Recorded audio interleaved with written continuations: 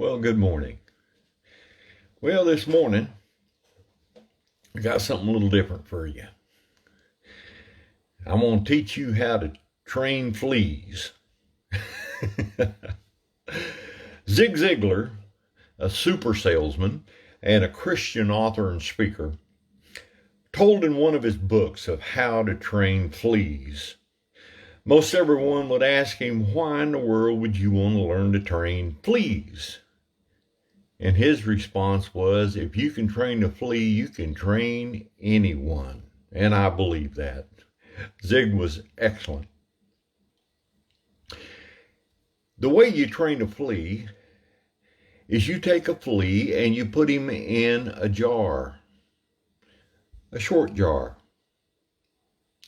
And, if you don't put the lid on, what happens? He jumps right out.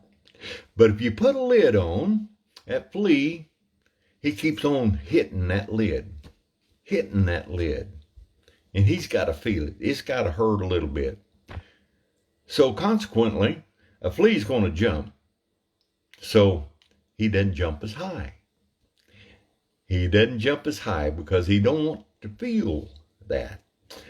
So after a while, you can take the lid off and the flea still just jumps to the same height. And that's the way you train a flea. Well, surprisingly, training a child is much like that. Yeah. What you do is you set guidelines. You set examples.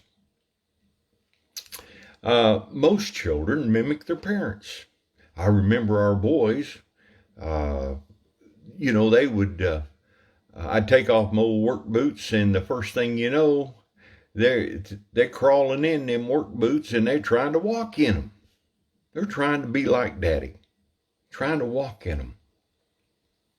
And so, it's easy to train by example.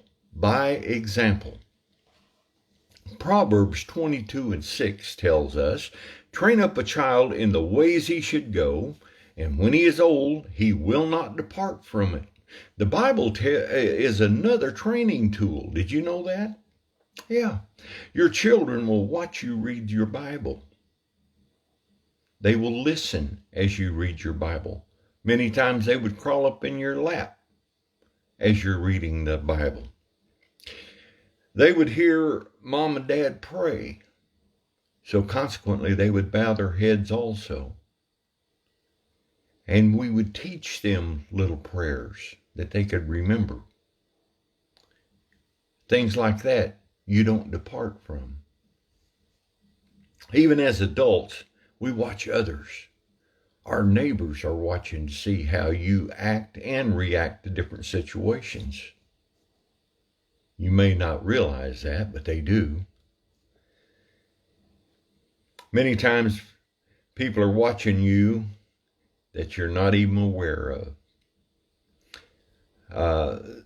They watch you in your good situations and in your bad situations. How do you react? A child of God must never let their guard down, because we're the only light in this old dark world that others might ever see. And, the way we act in town, let's say that someone does us wrong, how we respond to that. Do we curse them out? Or do we just talk to them in a civil manner about the situation? Others are watching. They're watching you. You're training how to react in this old dark world. 2 Corinthians 10:3-6 tells us, for though we walk in the flesh, we do not war after flesh. For the weapons of our warfare are not carnal, but mighty through God to pull down of strongholds, casting down imaginations and every high thing that exalted itself against the knowledge of God, and bringing into captivity thought to the obedience of Christ, and having in a readiness to revenge all disobedience when your disobedience is fulfilled. Or when your obedience, I misread that, is fulfilled. You see, we are to be examples in this old dark world. Yes, you and I.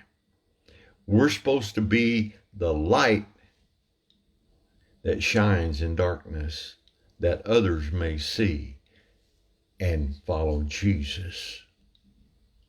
Well, I hope you get something out of this. May God richly bless you, and you have a wonderful Sunday. We'll see you at church. Bye-bye.